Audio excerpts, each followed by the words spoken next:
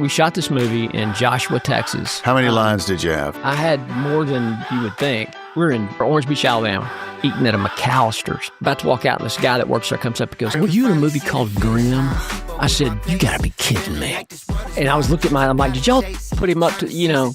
He's like, no, I've seen it. It's really good. I thought that was you. And I'm like, one person. I had no idea. But more people might have seen it than you realized. Yeah, there's a whole subculture that loves these kind of slasher horror kind of. Were you killed in the movie? Yeah, I was killed in the movie. But it was a fantastic experience. And when I saw it, I thought, I can do this. All the believers, get out your seat. Let's raise a meter just for all the dreamers. Welcome to another episode of East Texas Unfiltered. My name is J. Chad Parker. Today's guest is someone special to me and my friend group who I know will all watch this episode at one time. We all came from Tyler, Texas. We all thought big in our lives. We spread out over time. Todd Gable has made his way into show business the hard way. He's been grinding, but he's finally found a real measure of success, and we're going to talk about it today. Todd, thanks for being here. Chad, thank you very much. I look forward to it. You know, you're a product of Tyler, Texas. Smitty has been on this show. Yep. You know, we all grew up in the 70s and 80s here, right? Yep. What would you say, as you live in another city, raised your family somewhere else, would you say that this was this had a good impact on your life being here? Well, we moved here when I was in the 7th grade from Dallas. And,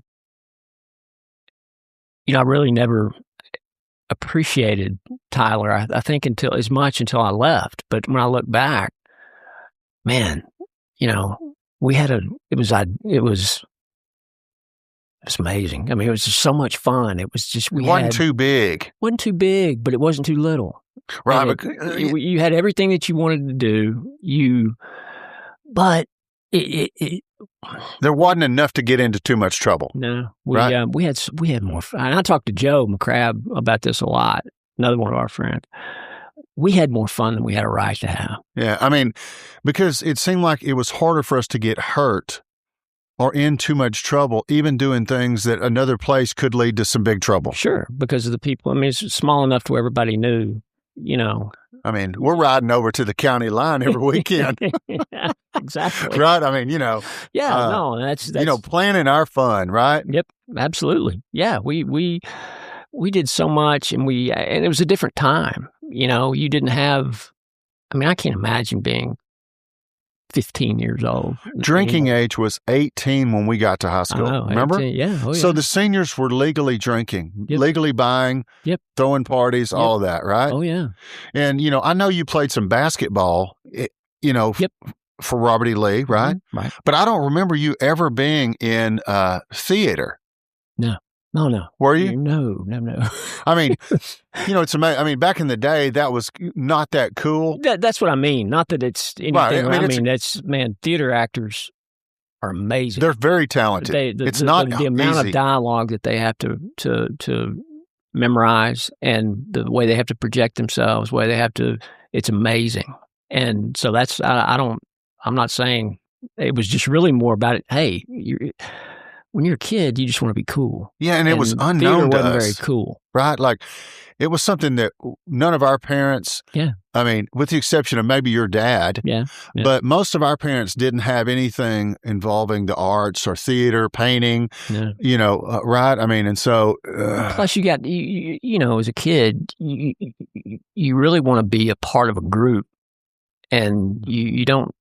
It's very rare, I think, that you have one that wants to step out and do something different from everybody else. You're trying to find that inclusivity with everyone. I mean, I wanted to be Billy Idol or be in Motley Crue. Yeah. I did not, you know, want to be reciting, you know, Shakespeare. No, but, you know, and it's funny, my dad used to take us when I was a kid in Dallas.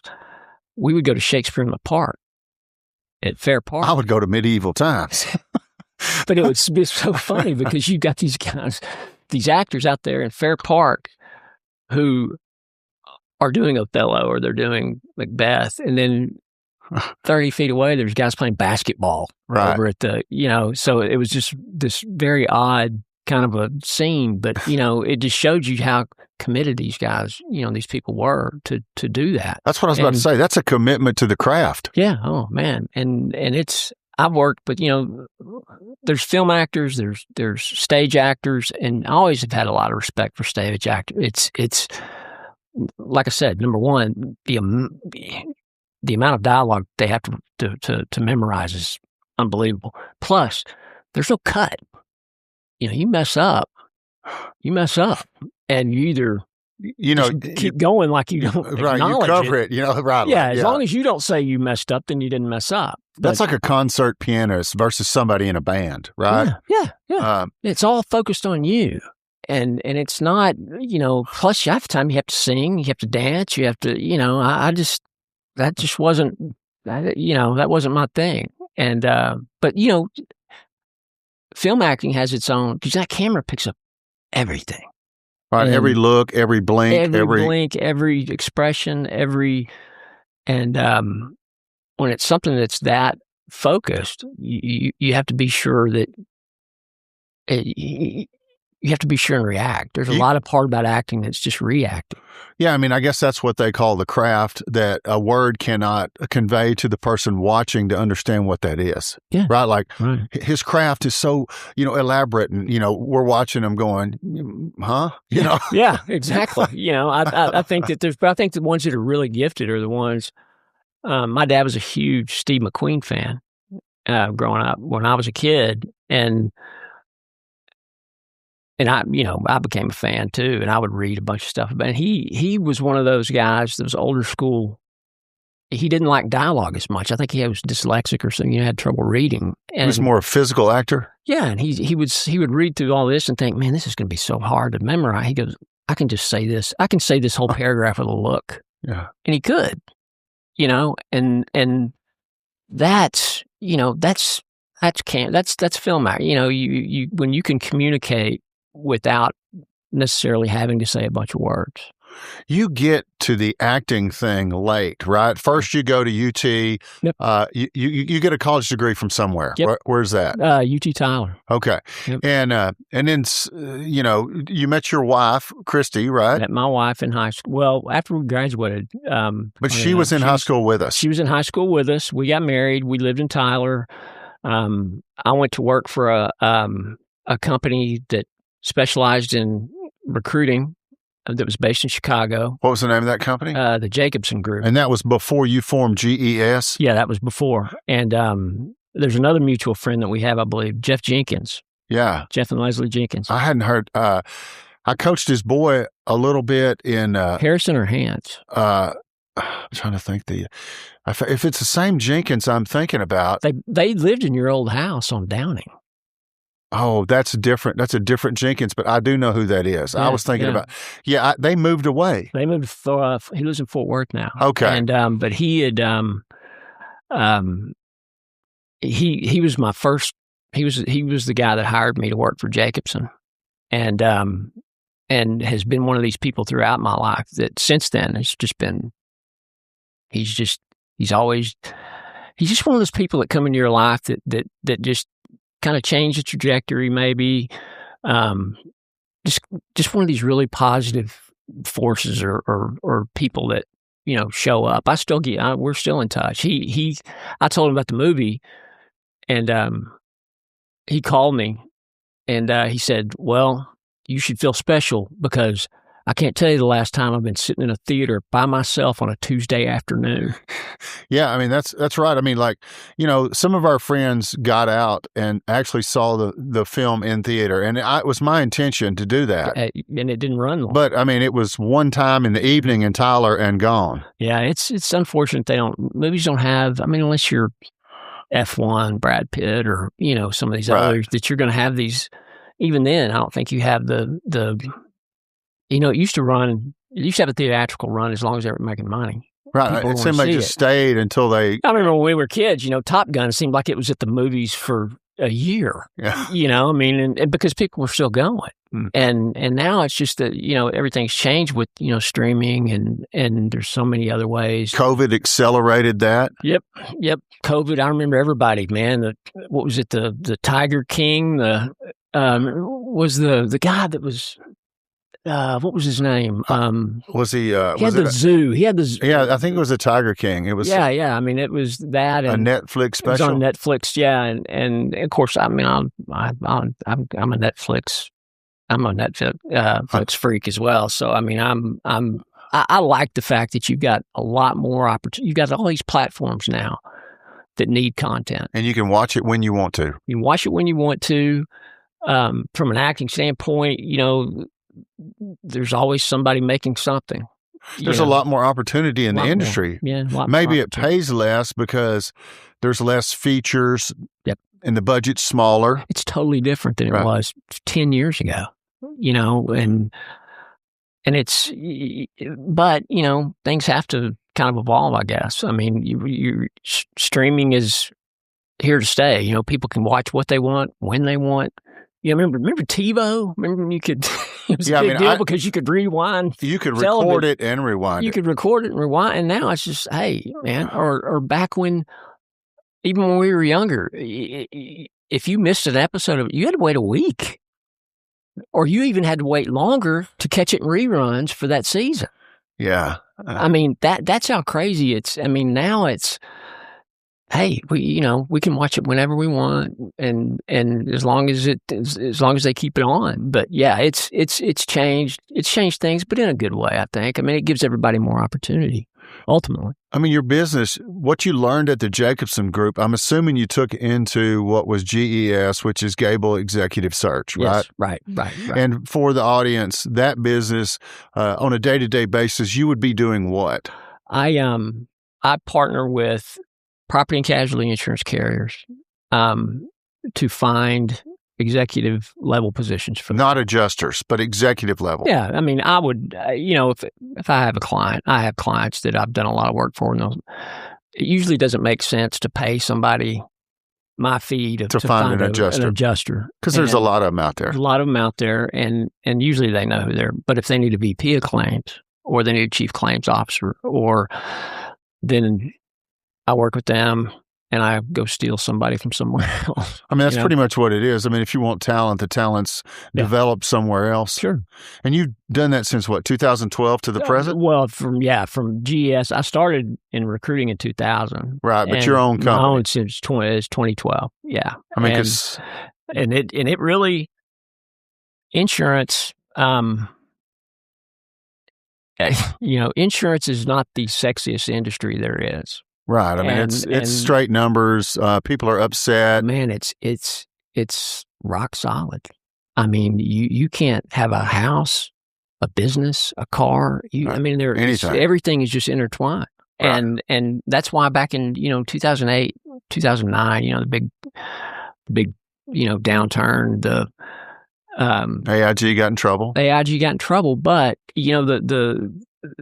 the unemployment rate in the United States, I think, peaked at 10%. Insurance never got above 4.5%. That is in their industry. Yeah, and now they'll sit with their heads in the sand for a little while and won't do anything. They won't hire anybody, but they won't let people go.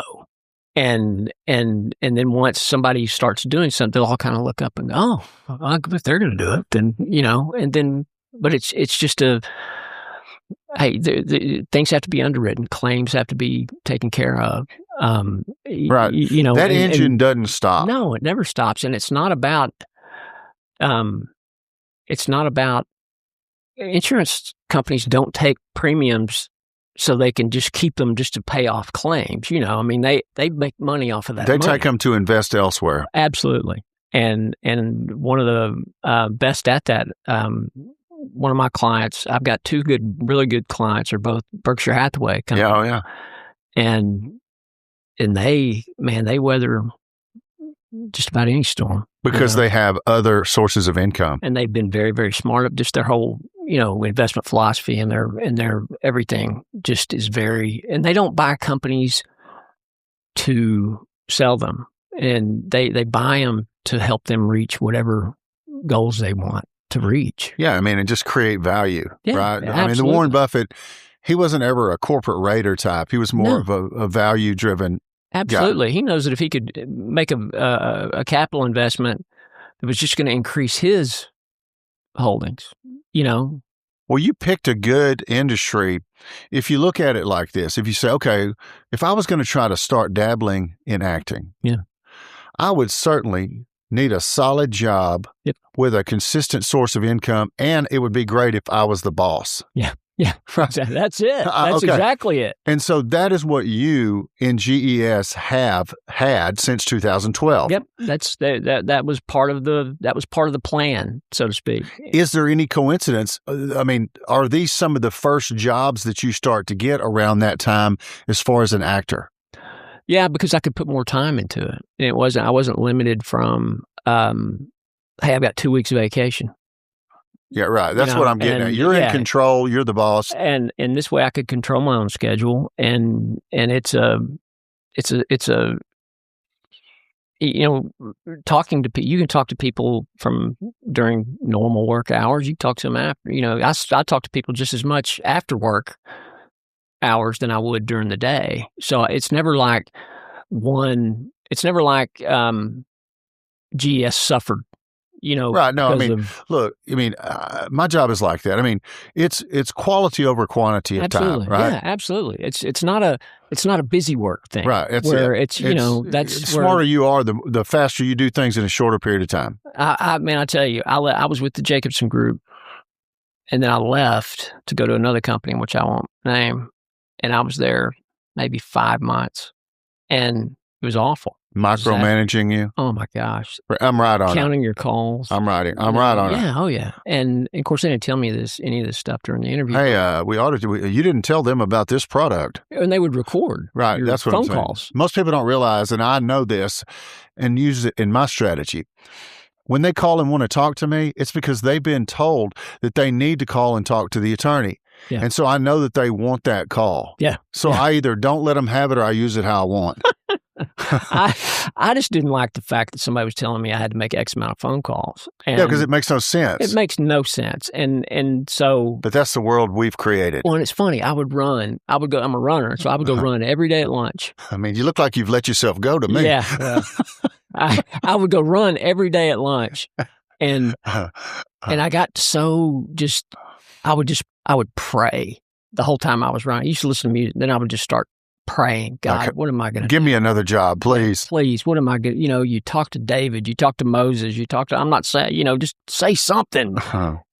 And I walked in one day and they called me in and said, you're gone. And I was like, all right, man, sorry it didn't work out. But I mean, sometimes a push is the best thing you can have in life. Absolutely. I guarantee it was a week. Not even a week that I'd done that, prayed while I was running, and then I get fired. And I changed your life. I had the biggest grin. They're like, well, we're going to need, you can't have any of our clients. Y'all keep them all. You knew you were going to be able to be successful, right? Yeah. I just knew it wasn't there. Right. And it wasn't, I knew I'd done it long enough that this isn't who I am.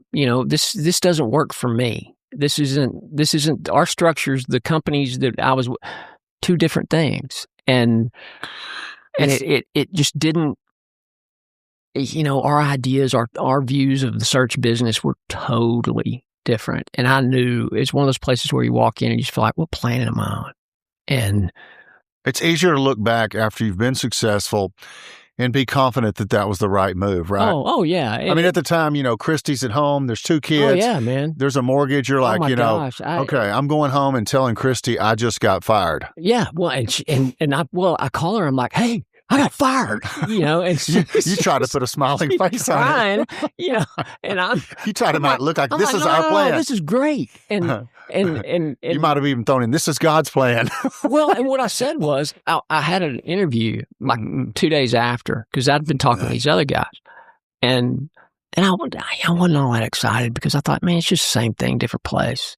And these guys seem nicer, like they know more what they're, and so I went out there and they're going through telling me how they find people and everything. And I'm like, I could do that by myself. I don't need, They just reinforced that you had your own business already in your midst. Yeah. They just, all I did, they explained to me, I thought maybe they had some really proprietary, software that allowed them to find people that I couldn't find. And then I found out They don't.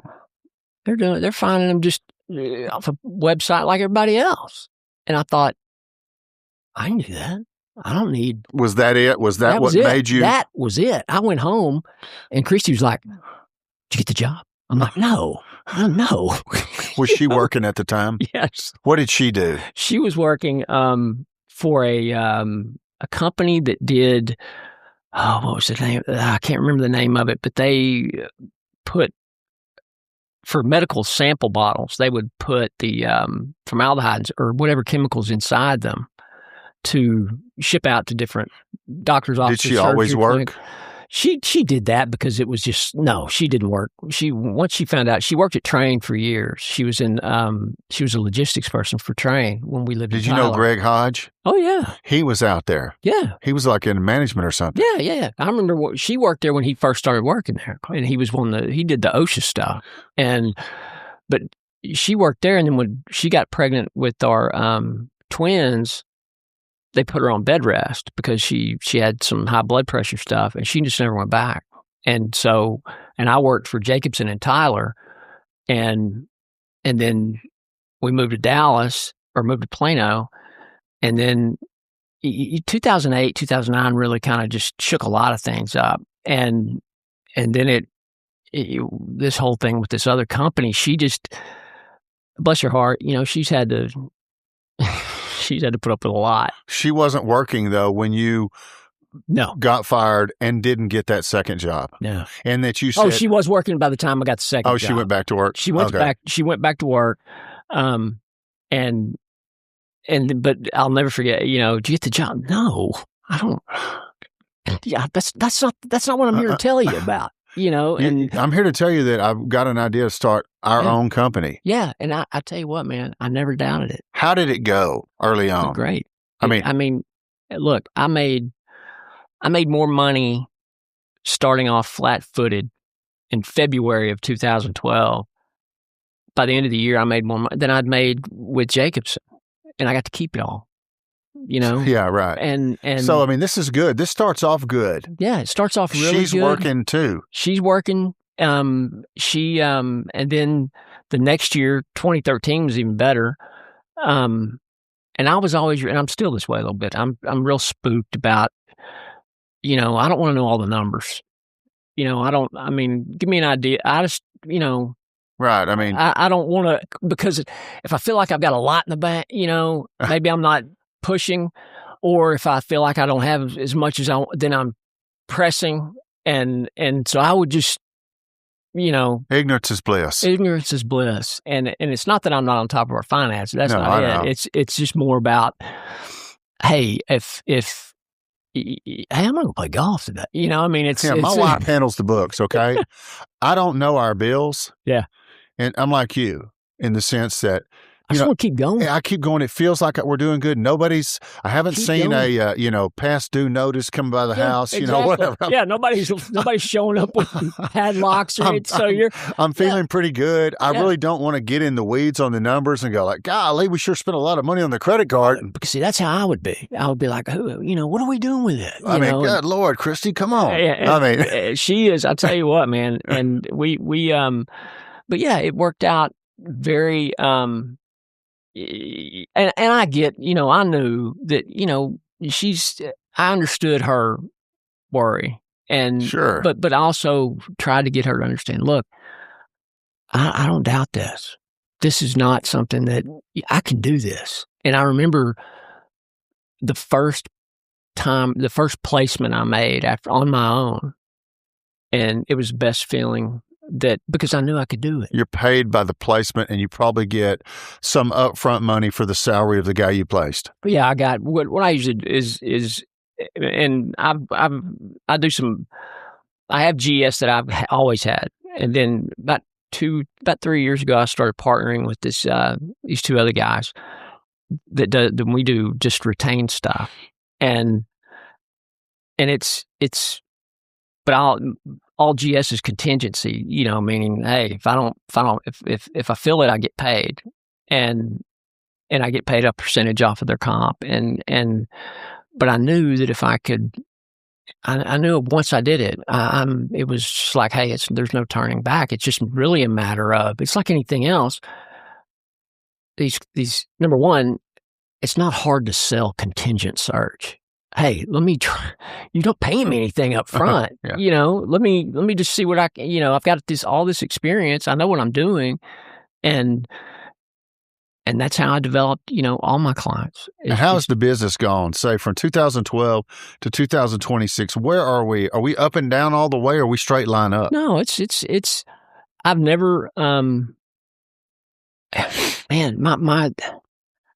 I've been blessed beyond belief. I mean, I've never had a year where I couldn't sleep at night. Well, I mean, that's good. I've never, could I make more? Man, if I wanted to work more, right. Yeah, I could. But quality of life means something to you. It's all quality of life. It's like you said a while ago. It's quality over quantity, and I work hard for my clients. I appreciate that I've done this long enough to know that I'm not just some magic person that's just going to, you got to have the cooperation of your client to get them involved and to get them, because nobody can sell an opportunity. I can sell it, but until you get them involved, they can sell it like nobody else. And it's really just building confidence with each other. They know that I know the type of person that they look for. And I know that if I get somebody in front of, they're going to sell that place and they're going to sell the opportunity. And they're going to close the deal for you. They're going to close, yeah. And they're going to, it's trying to take advantage of, because 95% of the people I talk to aren't looking for a job. They're at least content where they are. They're content. They're not unhappy. They're open to opportunity. And that's what more I money. try. Translation, more money. Yeah, and sometimes or better location. Well, since COVID, it's actually sometimes at home now, because you've got people that are, all right, everybody's got to go home. All right, now we want you to come back. It's like, I don't want to come back. I don't want, I like that 50-foot commute I have. It's hard to put that toothpaste back in the tube. Exactly, and so the people I talk to aren't necessarily looking. You have to really approach them in a way of, hey, here's an opportunity. That's why you said snag other people earlier. Yeah. It's because you're talking about the person that's not really looking, right? Yeah. You're just getting them to talk. If I'm selling anything, it's a conversation. Well, okay. So you're doing well. Things are going good every year. What's the first thing that gets into your mind that leads you either to an acting class, an audition, or an agent? I always loved it. I mean, my we mentioned my dad a while ago. My dad was, I was just always a movie. Jim Gable. He has a history of directing and producing major commercials in California. He did for years and years, all through the 60s and the 70s. He directed commercials, big company, Budweiser, Alka-Seltzer. He did the biggest at the time. They shot a Alka-Seltzer commercial down in Fair Park in Dallas that at the time was the largest. They had 5,000 extras. It must have been a crowd scene. Yeah, and they won he's won 2 Clios. I mean, the commercial. So he was very good and very much in demand and did a lot of work. And I think just burned him out. He peaked real early. Success early makes it's like having a number one album as a rock band. Yeah. Right off the bat. Gate. Yeah. And then everything after is pressure and it's hard to meet and the industry's changing at the same time. And he did not keep up with the technology changes. He moved into, he got into doing some documentaries, and then eventually he tried to make a movie and his investors pulled out. So he had some footage shot, and then he put a bunch of his money in it. And then that meant my parents were going to divorce. Yeah, I mean, it was because, financial strain is real stress. Oh, yeah. Right? Yeah. And he was doing very well. How old were you when this happened? When he tried at 78. When your parents got divorced? They got divorced in 80. Right Is after that we when moved you to got Tyler? right when you got there, or is that Right why? after we moved to Tyler. Okay, so big change in your life. You get here. Your parents then split up while you're here. Yep. And does your dad stay around Tyler, or does he go somewhere? No, he went down to Austin, I think, and stayed there for a while. He was in Austin working for an agency, an ad agency down there. And then he just kind of went from this agency to that agency to this. Then he opened his own and came back to Tyler. And he just never, like I said, he peaked when He never found success after well, that. it's like, I don't think he wanted to go back. If somebody would have said, "Hey, Jim, come back to California, we'll let you," I think he would have said, "You know what? I almost had a heart attack once a week doing that. I don't want to do that anymore."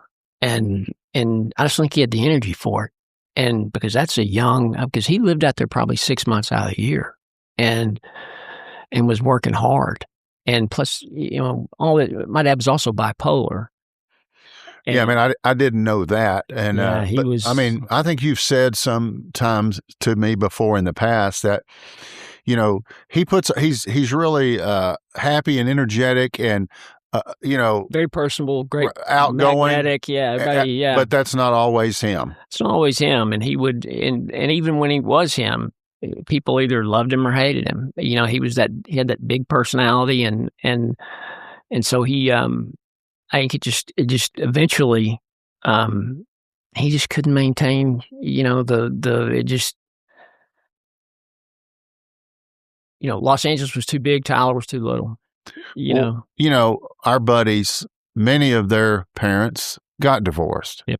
We go through the guys that I'm thinking about that are watching, and it had a different effect on each of them, I think, in certain ways. Sure. Some of them were dedicated to success financially, no matter what. Yep.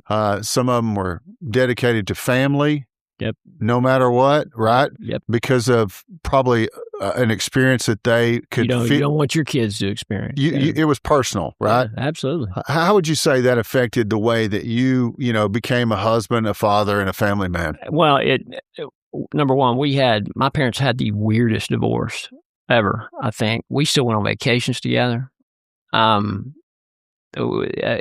was almost like they were, it's just really strange. Okay, so they got along. They got along, and I think even at one point years later, my dad asked my mother to marry him again, and she was no. So you don't think they got divorced to maybe divorce a financial obligation that your dad had? No, they got divorced because they just they're both stubborn. All right, just hard-headed. And just, But when you've been with somebody for a long time, it's hard to cut the cord. It is. And my mom, my dad died in 2023. She loved him, and you just couldn't help but love him. I mean, and I didn't, we were estranged for years before he died. So I never got to talk to him. I think the last time I talked to him was 2017. And I mean, that's got to be a hole in you. It was tough, man. It was because, I think when you're young, sometimes it's just hard. We never forgive our parents for not being perfect. Yeah. I know exactly what you're talking about. You say, look, I'm sitting here, I can see it. How couldn't you have seen it when you were my parent? You were not I was the kid. Yeah. You were the parent. How in the world could you not see that? I know. Right? I know. And you're like, it's almost like a frustration / resentment that partners together and it sticks with you for a while. Yep. It's hard to shake. It is very hard to shake. And you get to where, in my case with Jim, it was, I knew it was going to be, well, I'll tell you this. This guy called me that was a friend of his. And said, "You hadn't talked to your dad, have you?" "No." "You need to talk to him." I said, "Well, he did this. I'm not going to talk." "Oh, yeah, you still need to talk to him." I said, "Why?" He said, "Because he's going to be gone. And maybe pretty soon or sooner than you think." Was he sick? Or did you know? I didn't know. And I don't think he knew. He just knew that he wasn't doing as well. And a week later, he died. And I thought, dadgum, it's almost like you died Right. before I got a chance To talk to you. to talk to you, Or then- make amends. or just talk, and then to make it even worse, I'm not perfect. My kids have had to show me grace, and I didn't show that to him, even though I felt like I was in the right.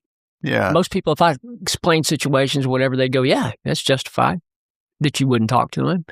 And then, but there's at a point there is no justification. It's your father. And, it's hard, but you're right. You only have one father, Yeah. right? Yeah. He might have put the spark that became a fire in you with regard to acting. He did. He definitely did. And I know that was your original question, and I can say that he that's always one area that we bonded in. Maybe his gift back to you. Yeah, we always, if we ever had, movies were our language that we could. Both of you love movies. We loved movies, and it, even though there were some hard times, maybe we weren't getting along or we weren't whatever, we could always talk about movies. And he had such great ideas and knowledge about, he just, he did, my dad was flawed and did a lot of things wrong, but the things he did right, he did really right. And he was truly talented, and he knew he had a great eye, and from a camera, from a photography standpoint, I mean, he would light your apartment and it would be perfect. You know what I mean? I mean, technically, he knew how to do things. He just knew. And well, one guy that he hired out of college, that his name is Jeff Kimball. Jeff Kimball worked for my dad for I don't know how many years, and went on to, he became the director of photography for Top Gun, Beverly Hills Cop, all, and after working for my dad. And so sometimes it's the breaks, and sometimes you make your breaks or get in the way of your chances. I don't think that he ever, see, that's the thing. I don't think he ever really, because they tried to get him to move to Los Angeles when they hired him, this company that he worked for. And he's, no, I can do it from Dallas. And so I don't know that he really wanted to, be out there and be, Well, if I was digging deep on him, and I don't have a lot to work with, but I would say that if he was in fact bipolar, and if in fact there was huge anxiety swings in the business, that sometimes you'd shy away from that. Like, you wouldn't want that responsibility. I don't think he did. I mean, you'd be like, I think at his higher points he would, but, and then it would just be, he couldn't, because there were days, man, I'd come home from school and he'd be in bed at 2:30 in the afternoon. I mean, that's kind of like depression type stuff. And he would be back there. But then he did this documentary long time ago about some civil war in Angola, and he had all this footage that he had to put together and he worked. I mean, I didn't see him. I mean, he was just, he would work 20 hours a day, and then he would just crash. And was he just editing film? Editing film, putting everything together, trying to find footage that he could use, because he wasn't going to go to Africa, to shoot it. And so, but I mean, he was just he did everything 100%. And so there were a lot of things. And then you learn after they're gone, or I did anyway, was, well, I don't need to focus on bad stuff. I mean, you can't do anything about it.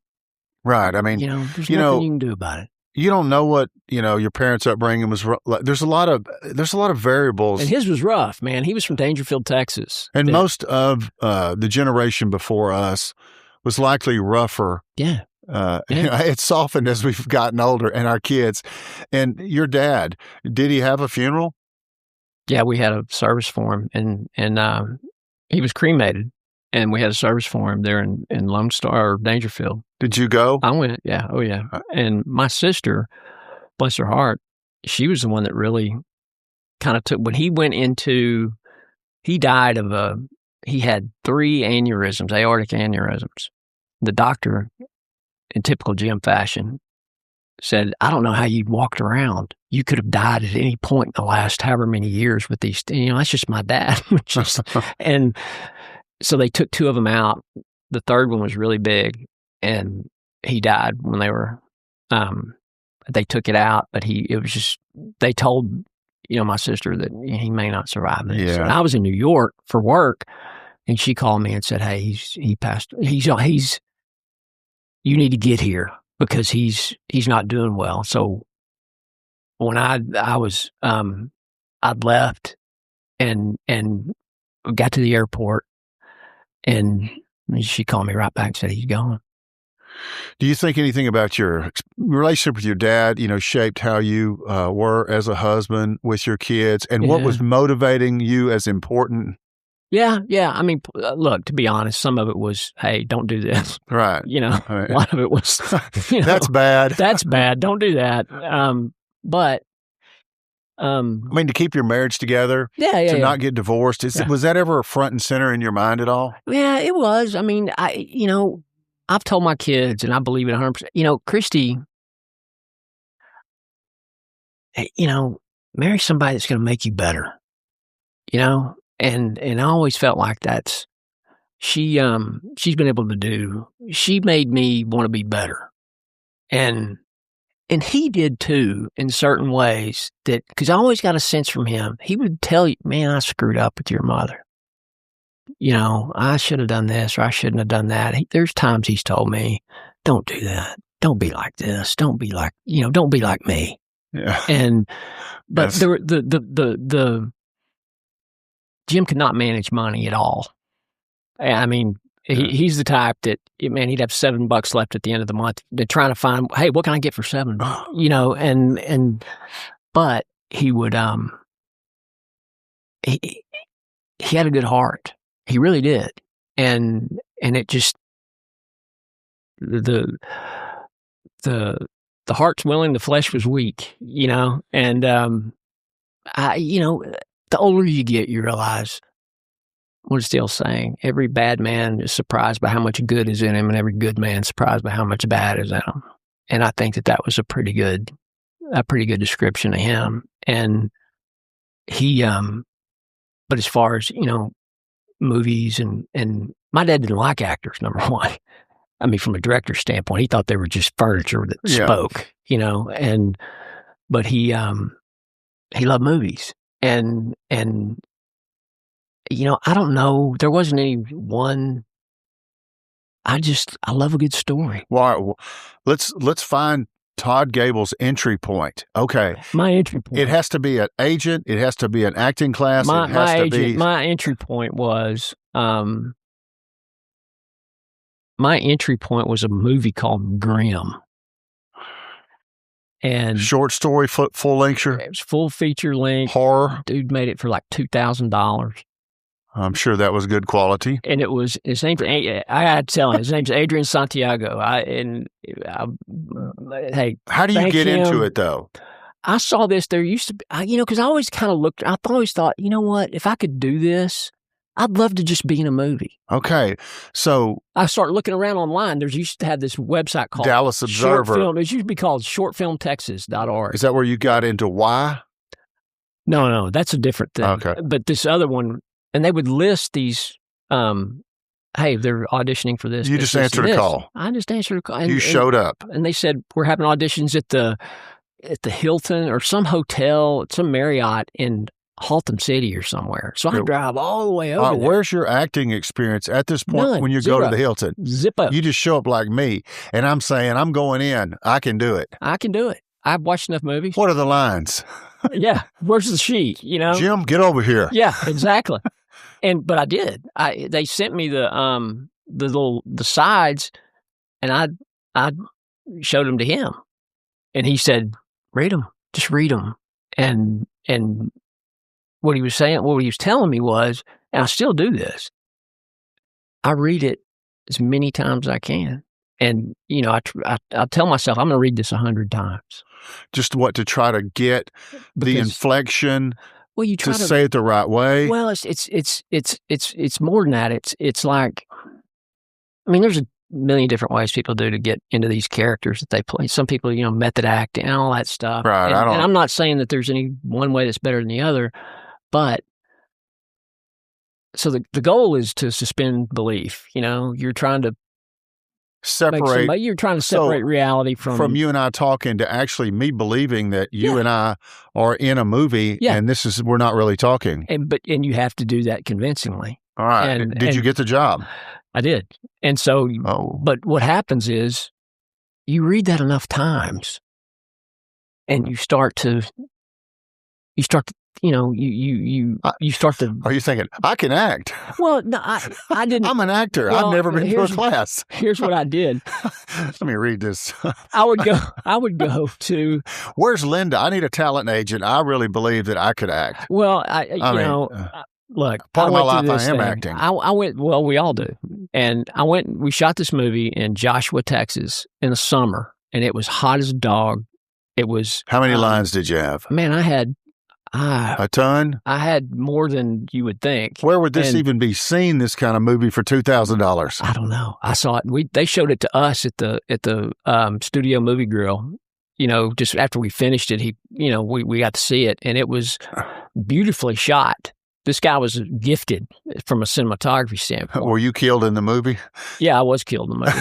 and I tell you what, man. Hey, man, we're in Orange Beach, Texas, or Orange Beach, Alabama, 2013 or something like that, eating at a McAllister's, me, Christy, my boy, and about to walk out, and this guy that works there comes up and goes, "Hey, were you in Grimm? Were you in a movie called Grimm?"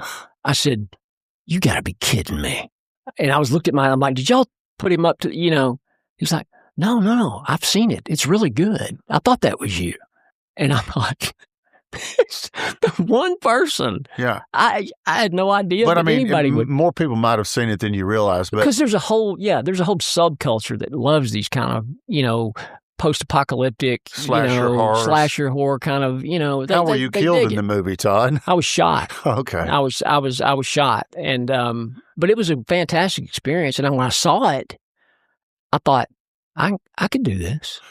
I could do it. Well, you need to have a distinctive look to be an actor, I would think, right? There's a lot of guys. Yeah. I mean, a lot of guys, have kind of a general same look. Yep. I mean, you're in shape, you're thin, you have blonde hair, you're tan, you have kind of a look where a guy could see you and notice you, I guess, right? Right. All Absolutely. Right. Do you think that's helped you, that look, in acquiring some of these commercial jobs, some of these bit parts? Yeah. Plus, I've got cop jaw. Yeah.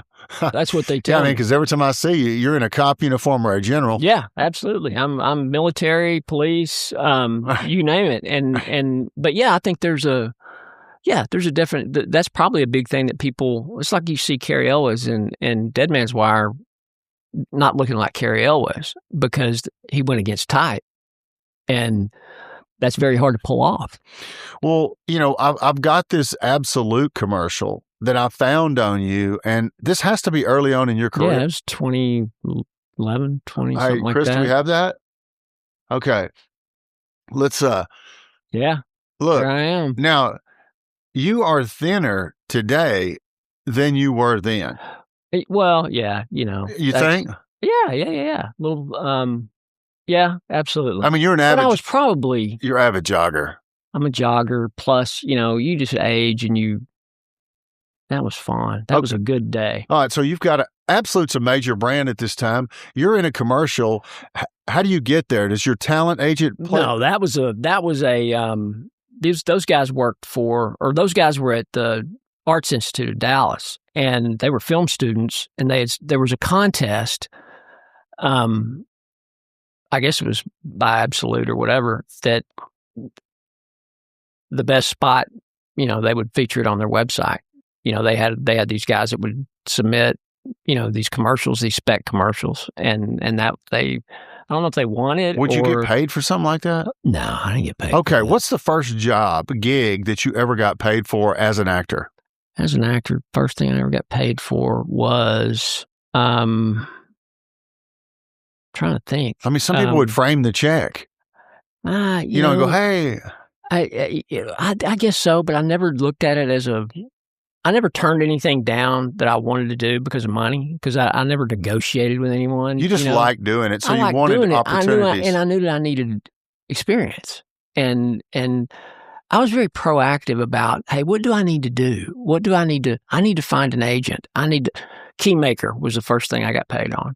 It was a short film. Okay. What about your agent that you have now? Is that the agent you've always had? One of them. Okay. Yep. So you get this agent, and an agent, it opens up more doors or is able to push you more places? Well, you get access to, and by the way, if anybody's wanting an agent, make sure that number one, you never pay an agent up front. That's not legit. And number two, that they have contacts that are actual, you want them to know the casting directors. A good question is, do you have relationships with the major casting directors in this region? And because that's where it all starts. That's the friendships that allows them to say, "Hey, I've got those are the gatekeepers. I've got a Todd Gable here." Yeah, those are the gatekeepers. Yeah, and that's good advice for somebody who's looking at this. When you get an agent, you shouldn't have to pay them, and they should know people. They should know who, especially now when you've got stuff that's shooting here in Texas, and that, hey, if they've got relationships with the casting directors that are handling those, that's what you're looking for. You want somebody who the casting directors are used to working with.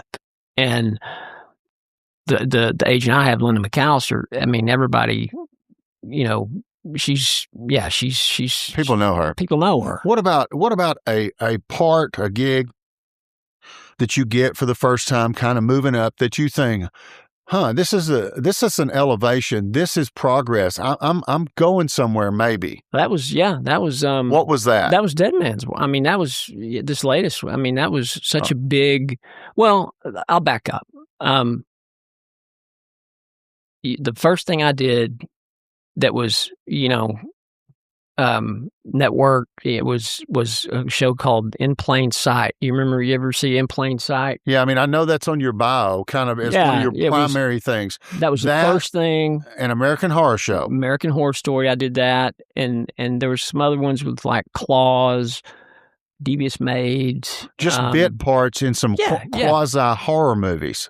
Well, I did all the, man, I mean, in Dallas, I did every 48-hour film festival where you have to write it, shoot it, edit it, show it in 2 days. I did all that stuff. I went to, stayed out till 3 a.m. to shoot scene. I mean, anything that you have to do to pay dues, I was going to say that. Did that. That's what they call paying your dues in the industry, because right? you have to know. You have to get footage for a reel so that you can show somebody what you look like on film. Absolutely, and that proves that you can act. If somebody's, yeah, right. And then the In Plain Sight was the first one, and then American Horror Story. I mean, they're bit part, but you know what? You don't look at it. I mean, any work is great when you're man. Doing it and you're kind of aspiring to be an actor. Number one, at the time, American Horror Story was the number one TV show in the country. Right. I mean, you're in a little piece of something that's really hot. Yeah, that everybody sees. The same thing with Lioness. Right. And I'm opening a door and I'm saying 2-3 lines, but you know what? It's for you, Mr. President. It's man, I'm hey, happy but I'm not in there, right? Yeah, I mean, I'm thrilled to death. All right, so you've been in Lioness. You've had maybe 3 episodes where you've been showcased a little bit. Yep. And then I get a call from my agent last December of 2025. Dead Man's Wire. She sends me an email, the tape request for this movie called Dead Man's Wire, and I notice on the request that it's directed by Gus Van Sant. All right. And so who I definitely know of because, I mean, he Good Will Hunting, Drugstore Cowboy. He is a famous, those movies, well-respected icon. All right. So you see that and you say, hey, I want to be a part of this. This is a project that's way above what I've been getting in. Yeah. It's like, this is great. And so I'd actually auditioned for a different role and sent my tape in.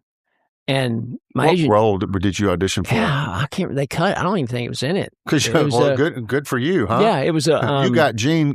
You got the police chief. I got the police, and I booked a. Well, let me back up. So I sent the audition in. My agent calls me back in 2 days, and she says, "Hey, the director wanted to know if you would be interested in a larger role." And I thought, "Are you messing with me?" And she said, "No, I'm not." And she said, or I said, "Yeah, I would." She goes, "Good. That's what I told them." And so, Yeah, I mean, and then it came back, and it's a much bigger role.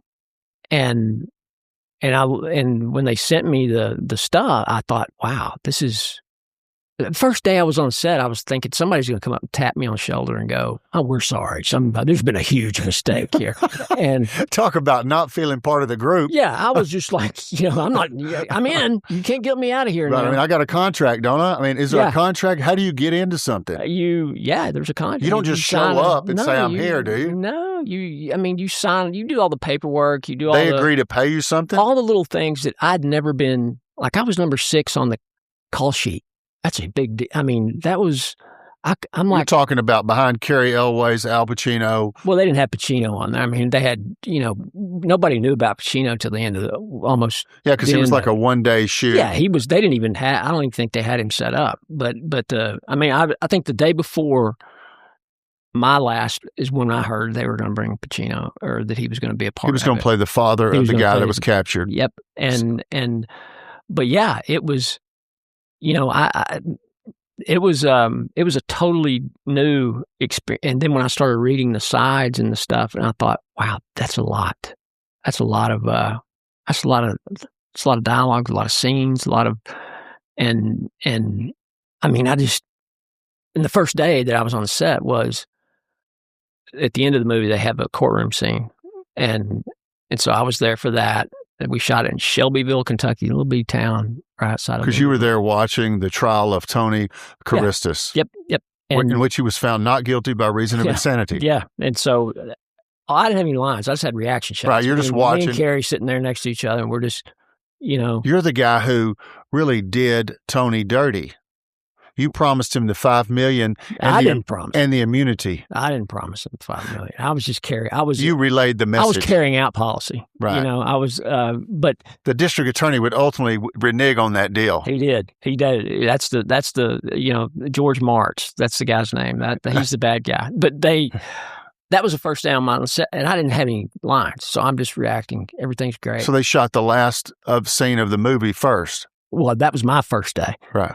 And so then I come back 2-3 days later, and that's when we start shooting the scenes where I have dialogue and we shot the movie 19 days. The whole movie? Yeah. So for reference, most movies take at least 30 days. And we shot it 19 days, blistering cold, Louisville, Kentucky. I mean, it did not get above 10 degrees. Really? It was, it's the coldest I've ever been in my life. And we shot outside at night. One night we were out there, it was 11 below. And yeah, that's cold. Was this supposed to be Indianapolis? Yeah. Were they pretending like it was where it really happened, which is Indianapolis? Yeah. It was, they were just using Louisville. Because, I mean, the whole scene is basically, Tony, he's upset about a mortgage company that he thinks gypped him out of some land. Yep. He goes to take revenge. Yep. He becomes friendly with a radio announcer. Yep. Who I think is played by Coleman Domingo in this case. Yeah. And then ultimately the police chief, we figure out a way to, hey, if this goes bad, because he wants to have a news conference. And that's his big thing. And so we figure out, well, hey, if this thing goes south or goes sideways, what are we going to do? Well, because there was a concern in the documentary I watched about him killing the son of the mortgage company that he felt screwed him on camera. Yeah, right. absolutely. And everybody was like, should we keep showing this or not? Yeah, absolutely. And they were really, it was probably a bigger concern than maybe most people thought. They were really thinking this guy might shoot this guy. And because of the name of the movie, Dead Man's Wire, it was difficult to clip Tony without accidentally killing the other guy. Because it was, the dead man's wire was the contraption where it was the wire was around his neck, connected to the trigger, which was connected further to the wrist. So if anybody tried to separate them, or if he tripped and fell or whatever, that was it. And he'd covered the bolt of the shotgun that was sawed off with like a case where nobody could really kind of grab it or jam it or stop it, right? Yep. All right. So that's context for people, which we want everybody to go watch this movie.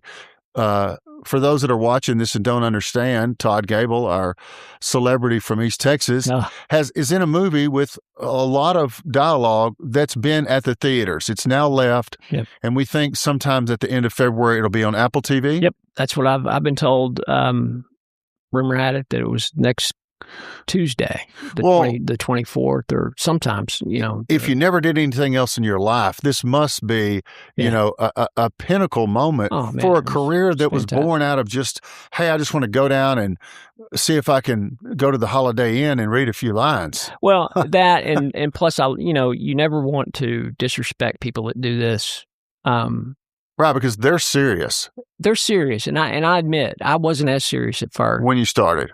But you have to get serious, and if you want to do it, and for somebody who doesn't live in Los Angeles, who will probably never live in Los Angeles, I feel very fortunate that I've been a part of some of the things that I have, especially this. The world has turned for you, though, because there was a period of time a few years ago when there weren't a lot of parts. No. And then COVID, you couldn't. COVID. And then we have Taylor Sheridan. We have just an overall industry that seems attracted to Texas for some reason to shoot films. Yeah. And hey, man, Taylor Sheridan has single-handedly rescued the Texas film industry. I mean, that's not just me saying. I mean, no, I know. We're going to talk about him a little bit later, but I want to talk about your movie. I want to go on to the next slide and talk about some of the things that you got to experience. Oh, yeah. I mean, it's one thing to be in a movie. It's another thing to have it premiere in California and be on the red carpet. I mean, what was that experience like? It was, that red carpet looked like it's a mile long. Were you nervous? Did you have to step out and walk down it? You have to. Well, there's all these. I mean, I don't know if there's a shot, but you're like 3 or 4 rows deep of cameras, and you step out at first. They hand you a piece of paper and put your name on it, and you turn to a photographer. The first one, they take a picture, and to identify who you are, and then you just go. And there you go. And then you just walk, and then and they tell you, the good thing is, this is the first time I've ever done it. And seriously, that carpet looked like it was a mile long because you got to walk all the way down the end. And so, but they'll tell you, hey, Todd, you'll stop. Hey, turn around this way, or they'll kind of, work with you and tell you what. And then you just wait a couple of seconds. You walk down a few more feet, do the same thing. Let the cameras. You're trying to give the camera guys. You're trying to take pictures. You're looking good. And then there's a lady at the end that's got a microphone. And I'm like, geez. I was like, she wants to talk. Don't ask me anything. And so I could see her, but, Were you nervous? Yeah. And I was like, do I ignore what I just? And I thought, screw it. I'm gonna go talk. And so, what's the first question she asked? She asked me these softball questions about the movie. Yeah, that's fine. Hey, how was it to work with Gus Van Sant? That kind of stuff. I mean, it was. Or did you think Tony was going to get away with it? I mean, can you believe that Al Pacino was in the movie? Yeah. And that was. And then after that, you go around. Behind that wall. There's a waiting room back there that you wait in until it's all done, and then they sent us into the theaters to watch it, and then and everybody and that was from. That's what I want to talk about next. We've talked a little bit about you're in the movie a lot, but for the first time you had like 3 different scenes where there was some real dialogue. Yeah, that's when we're trying to figure out that scene right there is we're trying to get how are we going to kill this guy? Well, no, we're trying to get him on the phone with Al Pacino or with Al Pacino's character, because he get Tony and ML. Tony was really mad at the father. He was mad at the father, and the father was on vacation or something. Yeah. When he went there, he just took the son. Yeah, because the son happened to be there, and he worked there too. Yep. And so Did we ever find out whether Tony was delinquent in his note or really got screwed by the mortgage company? he really got screwed by the mortgage company. All right. He was delinquent. My understanding, he was delinquent, but it was never really enforced. They weren't going to foreclose on him. They were working with him, and then all of a sudden, somehow the bank, there was somebody else interested, and they swooped it out from underneath him. Yep. And so, and he was Tony. Old Tony. It was the old David versus Goliath kind of right. That's how the movie is. Yeah. And Tony's almost a sympathetic character. Man, and that you got to give credit to Bill Skarsgård. Man, that guy's incredible. And I knew him from his, most people. He played Tony. Pennywise, from the It stuff. But you can't really see him in that. He's got a costume. But you see him in it. He plays Tony. Uh-huh. To take somebody doing something bad and have them build sympathy with an audience, man, that's kind of what he was. Yeah, and the movie is sneaky funny. And it's and I remember Tony was kind of funny in real life on that documentary when you listen to him. But if you watch, and when you see it, you'll see what I mean. And it wasn't, we didn't shoot it as a comedy. It was never, when we delivered our, we did our scenes and all this. I mean, there was some stuff that was maybe could have been happening, but I watched it and I found myself laughing at parts that I didn't, that I don't think that they were written to be funny.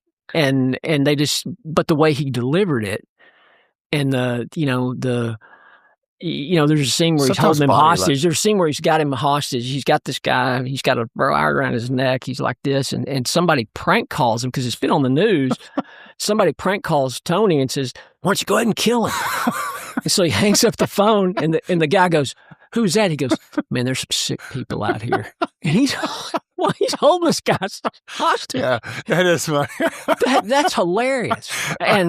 But that kind of, that's a great picture. This is a party, a cocktail party for, after the premiere, people. Most people would recognize Cary Elwes. He's been in Princess Bride, everything, many other things. And nicest guy in the world. His hair is blonde like it normally is here. It was dark in the movie. Yep. But, do actors, are people friendly? Are they? That's the nicest guy. I mean, he is hands down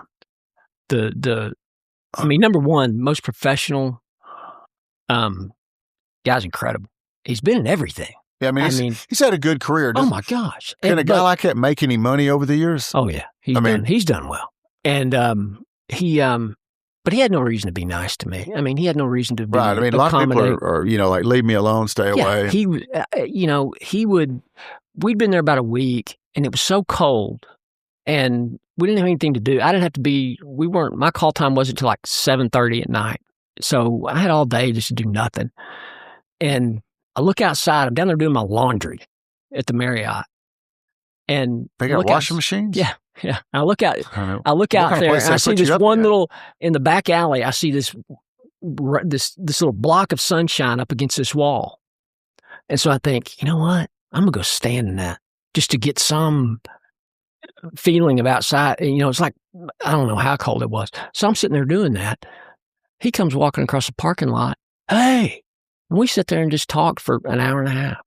Really? Yeah, just about stuff, this, that. Was he happy in life? Yeah. Did he have a wife, a family, something he cared about? He's got a beautiful wife, beautiful daughter. His house burned down. In the fires? Yeah. Right before he left to come out there. Golly. And we talked about that. He's one of those guys, man, that you just think, is this for real? And it really is. Because you've met others that weren't that way? Well, I've met others that are not mean. I've never worked with anybody that was just a jerk, but you just kind of get a sense that it's, hey, I'm this way, and then I'm some other way when you're not around. Yeah. But because we spent so much time, working together, we would, they would have to tell us to shut up. We'd be cracking jokes about each other, on the set. And most of your scenes involved Cary? Because he was part of the police group. Well, the first day, we're sitting there together in the courthouse in Shelbyville, and the first day I met him. And so we're just sitting there, and they got the camera set up, doing the reaction shots. So they do him first, and And so then they move the camera over here to do mine. Well, he starts leaning forward. Well, I'm like, and I said, "Are you going to keep hogging my shot, dude? What He's blocking your reaction shot." And he thought that was the funniest thing he's ever, I was halfway joking, Right. but from that point on, it was, you just mess with each other. Who chose Kentucky as the location to shoot this movie? Executive producers. And was there a reason for that? Yeah, geography? Kentucky has those low tax, there's a lot of tax breaks for them to shoot there. Plus, poor state. And plus the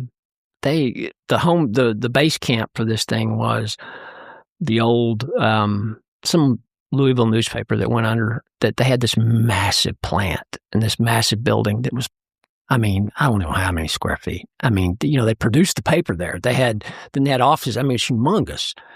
And how did y'all use that building? They used it. I know you have to have equipment or something at a central location so that you they can built move. Sets in there. They had that's where they kept all the retro 70s stuff. You had wardrobe and hair, everything that was in there. And then you had outside. That's where you had all the trailers and all the stuff. And so that's where it all. That's where it all centered. Right. Yeah. In order to pull something off in 19 days, you'd have to have everything pretty close by. Yeah. And my understanding was that they were trying to.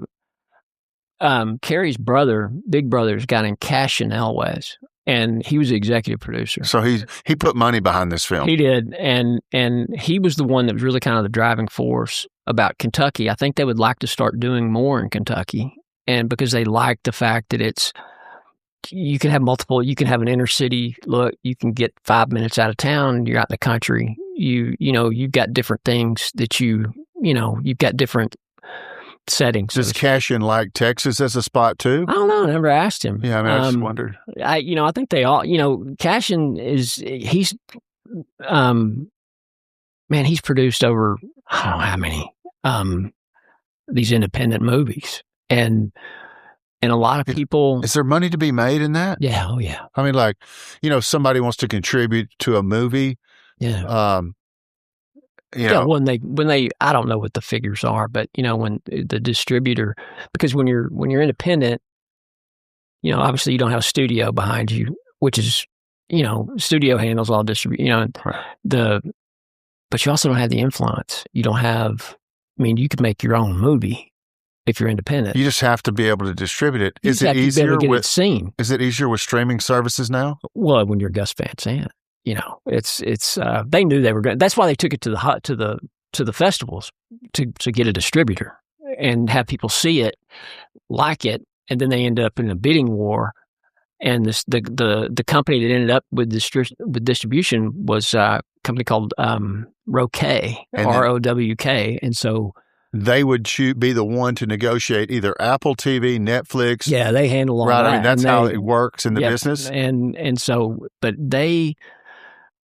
Gus is a long time. He's been, one of the, that's what he's known for is independent, because they don't want the influence. Because you think back Good Will Hunting, that picture. Yeah. It was two guys with a script that is Matt Damon, Ben Affleck, and this guy made that movie, right? Yeah. Yeah. And more, those two started something that now people, it's you talk to people now, it's like, man, I need to write my own stuff. I need to start putting my own stuff together. And they got a company where they make movies, but sometimes they act in them. Yeah. Right. Like Rip. Right. That show that's recently been put out. Right. But they ultimately, the first thing they did was, they wrote Good Will Hunting, for themselves. Well, a lot of people don't know, Sylvester Stallone, he wrote Rocky. He had people wanted it immediately, but they wanted somebody else in that role. To play him. Because he wasn't he held out and said, no. He wasn't that pleasing to look at back in Rocky 1. And he was nobody. Right. And I think he'd done an adult film. Yeah, maybe that's it. But, yeah, the Italian style. His brother was, also a singer or something, right? But he was not Sylvester Stallone. He was not. But he held out, said no. And you know. Well, I mean, just betting on yourself. Sometimes, you win, sometimes you lose. Well, I think he's smart enough to know, it was a good hey, script. man, I've got people vying for this. That means there's something good about it. And if I just stick with what I've got, I'll get what I want. What And he about did. Bill Skarsgård, kind of the lead on this thing, playing Tony Christus? Is his father an actor? Yeah. A serious actor. Oh, yes. Did he not get a nomination or win a Golden Globe this year? Yeah, he's up for some. I can't remember what the film is, but, most people know Sentimental or something like that? Something like that. He's a serious kind of actor. Yeah, the Skarsgård family, from what I understand, they're Norwegian, Sweden? They're Swedish. There's 6 of them, something like that. They all are great actors. His brother, Alexander Skarsgård, Yeah. he, but the dad was, Good Will Hunting and Chernobyl. If you ever seen Chernobyl, that miniseries on HBO, it's really good. I hadn't.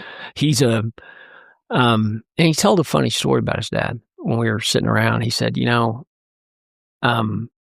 my dad told me once, he said, if I ever hear of you treating somebody on the crew or in another actor with disrespect, I will come there and kick your ass. And he goes, and he would do it. Well, that speaks to his character. Yeah, and Bill was, very much, everybody was really cool. Everybody was really, it was there was a lot of camaraderie. I think part of it was due to the fact it was so stinking cold that we were, we kind of bonded. There was a common enemy. Absolutely. And it was the cold. Absolutely it was. And we all knew that, hey, man, this is kind of cool. What we're doing is this is going to be good. And it was about something that really happened in life. Yeah. A true story. And it was, I don't know that you could ever think. I talked, the 4 guys there. Okay. So this is in character, the guys in the movie, right? Right. And it's kind of the police group, looks like detectives. Yep. You're Chief Gene Gallagher in the middle, right? That's the Assistant District Attorney George Martz. In real life or actor? In the character. Okay. That guy next to him is plays Tony's brother, Jimmy. Of course, the cop on the end's Carrie. That's one of the detectives, Frank and then that's the FBI guy. And he's from Louisville. He's from Tennessee. Michael's from Kansas City, and Daniel lives in Los Angeles. And we all still text each other daily. Well, these are good relationships that you're making that probably add on and could help later on. Well, and plus we've all recognized and all expressed at one point that Gus gave us a huge opportunity, right? Huge opportunity, one that none of us saw coming. And now, look, there's no guarantees in this, No, right. But this doesn't hurt. No, right. If you have to be ready, right? Sure, yeah. Luck is defined when preparation meets opportunity. Absolutely. And you had some good luck and you were prepared. I was prepared. And I remember, a lot of it goes back to stuff my dad would tell me. Hey, man, show up on time, know your lines, and don't be a pain in the butt. And you might be successful. And, that's, and so that's what and it's tough there's that point when everybody's ready, everybody's waiting. There's 60 people out here. And when he says action, you got to start talking, and that's, I've seen people just fumble it where, let's try that again. Exactly. But once you get that first one out of the way, it's just like anything else. I'm on the phone with my wife. Get the jitters out, man. It's 3 o'clock in the morning. Take a shot, Todd. Airball. 3 o'clock in the morning, I'm like, hey, do you think I could get back to Dallas by, what if I just, I don't need to do this anymore. Wait, no. You can't quit in the middle of the movie. I know. But that was the night before the first time my first scene shooting. Okay, but I was so nervous. They wouldn't what could they have done if you... I would have never done it. I know. That'd have killed your career. Yeah, I would have never done it. I had that momentary oh my gosh, that's a lot of words. And tomorrow there's going to be 60 people and I'm going to have, it's put up or shut up time. I mean, did you feel confident that you had memorized your lines and you could deliver them naturally? Oh, yeah. I was very confident about that, but I also knew that, hey, once you're out there, it's a different thing. And it's one thing to sit there in your hotel room on the couch, and go back and, it's another thing when, you've got Carol's, Gus Van Sant, all these, and so you get that first one out of the way, and then it's it. That's it. You're good. You're in it. Let's talk about this. Al Pacino was in the movie, and he played the father, the bad guy, if you will, but he wasn't really there to receive the brunt of of Tony's rage. Yeah. Did you get to meet him? I got to shake his hand at the premiere. I didn't. Yeah, but we didn't. He did not. He didn't shoot with you guys. No. That was after the fact. Okay, so the way it works now, I mean, they're more efficient than they used to be, and so any lines that he had or whatever he did, they did that separately. Yeah, they shot. The last night that I shot, we were all sitting around waiting, and somebody came in and said, "Hey, I just heard that Pacino's going to be the father, and that they're going to Los Angeles next week to shoot his stuff." And sure enough, that's what they did. They got all of his shots, all that in one day. They had him one day. And how many scenes was he in? 3. Yeah, I mean, but it's pretty easy, I guess, to get a scene where a guy goes, "Hello, yeah." He's there's more. I mean, he's got Kelly Lynch is in it too. She plays his wife. Kelly Lynch. Yep. From what was she in? Man, she's been in. Hang on. She was in Roadhouse. Roadhouse. I was about to say Patrick Swayze's girlfriend. Yep. She played the doctor. Yep. Remember? Yep. She's plays his wife. Okay. Yeah. Younger How wife. did she look? She looked great. I mean, I think of her, and I think of Sean Penn's ex-wife, kind of. Robin Wright. Yes. Yeah. Those two kind of reminded me of the same. Yeah, even though Robin's been in a lot more. Yep. And of course, Robin with the connection with the Princess Bride. Carrie goes around the country. Golly, I forget about that. Yeah, that movie. Everybody is. He still they Andre the Giant. Yeah.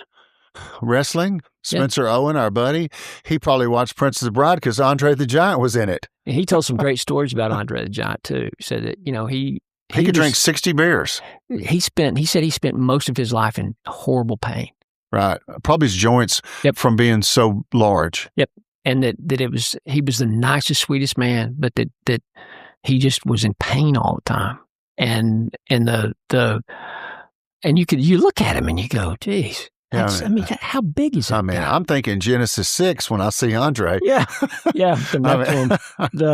But okay, so we know all these characters and these people and Gus Van Sant. These are all interesting and really, important people in the movies industry. Yeah. Tell us about anybody else maybe that you've met that you've really kind of admired and been happy to meet. Man, I've met. You get to,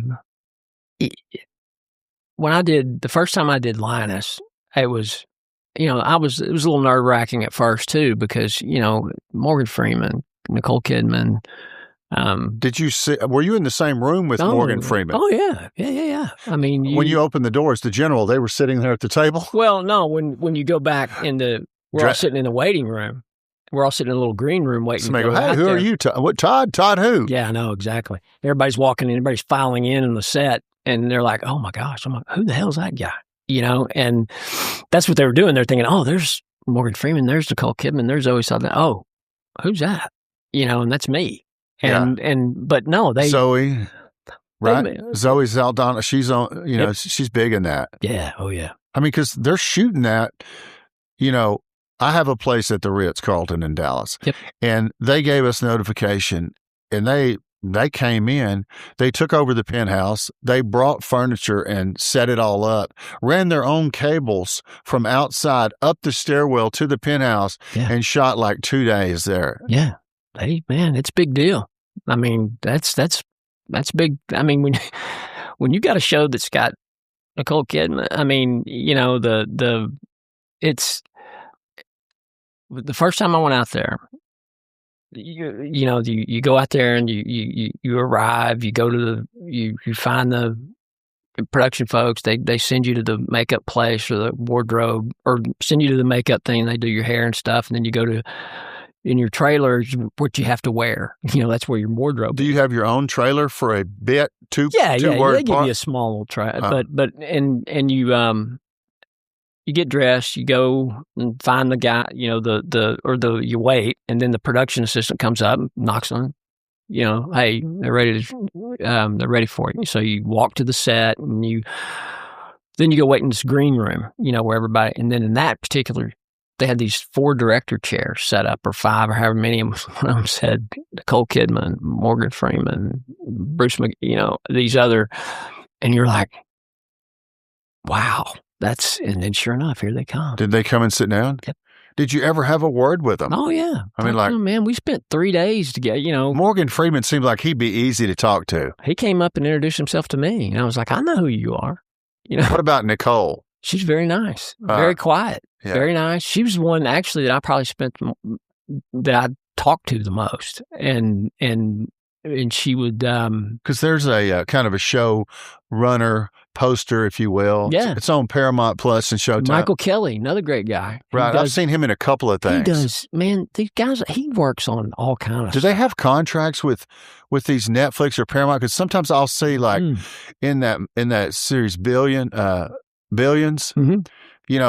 Bobby Axelrod's the main character or whatever, and they've got all these people that are in it, and I'll see them in other shows on the same.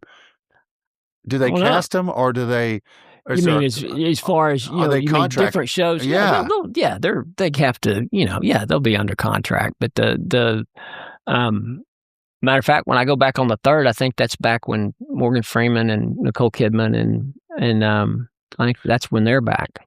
So you think that you've got another little part in Lioness? Yep, I know it. I mean, I shot the 30th. In Fort Worth, and then they told me, "Hey, we'll have you back out when we do the interiors." Is this pay? Is this any good? I mean, is this? Yeah, I mean, it's. I don't do it for the. I know, it's but SAG scale. People wonder, like, golly, you've been in a movie? Can you? It's what it's no. I mean, when you're, they're relying on ambition, and they're relying on desire of the people, right? Absolutely. They know, absolutely. And somebody else will get in your place and get in that movie. Yeah, absolutely. And I accept that. I mean, that's the way, if I didn't have the ability to take care of my family, I couldn't do this. That's why, that's why I have a lot of respect for people who just try to do that. Yeah, man. I mean, or who have been able to do it. And there's a lot of awesome actors who people don't know their names. Is there or don't know they know their faces, but they don't know. Paul Ben Victor is a guy who I met when I did In Plain Sight. You don't know his name, but I guarantee you know his face. I mean, that's a long time ago when you were in that. A guy named Bruce McGill, who was in Lioness. You don't know his name, but you know his face. He's been in all kinds of stuff. And there's so many people that are like that are. That's why it's hard to be a superstar. Well, I don't know that a lot of people are good. Most people don't have a look. I don't even think it's that. I think it's more, you take somebody like Matthew McConaughey or man, I just think there's so many things that just have to fall into place and not to. And they did for him because, he and I, my brother specifically, he went to Texas when we were there. He and my brother were the same age, and Todd and he used to play golf together. And then after Todd left, he went on to radio, television, film school at UT. Yep. And kind of stayed behind, and that's where he met Richard Linklater, supposedly at the bar at the Driscoll Hotel. Yep. And got cast as Wooderson in Dazed and Confused. Yep. And then Joel Schumacher, the director from To Kill, yeah. He was originally supposed to be a white supremacist. Kiefer Sutherland's part. He was supposed to be Kiefer Klan part. Something happened. He ends up with the lead role. Well, Brad Pitt was supposed to be with Sandra Bullock. Yeah, that's right. And then he dropped out, and then it doesn't, man. That's just good fortune there, huh? And it's not about, man, look, if you've seen True Detective season 1. I have, man. That's a smoking dude. Let me tell you something. He's smoking them cigarettes left and right. Let me tell you, if anybody ever had any question about whether he can act or not, And that answered it. that answered it. Mm-hmm. That was incredible. He and Woody Harrelson. Woody too, man. Yeah. Woody is they're it I think there's a perception out there that either acting's too easy or it's too hard, and Right. it's but I think that if the great thing I think about guys like McConaughey or Woody or whatever, they know what they can do. Now, they may want to stretch it. But they just stick to what they do I don't know if they stick to it.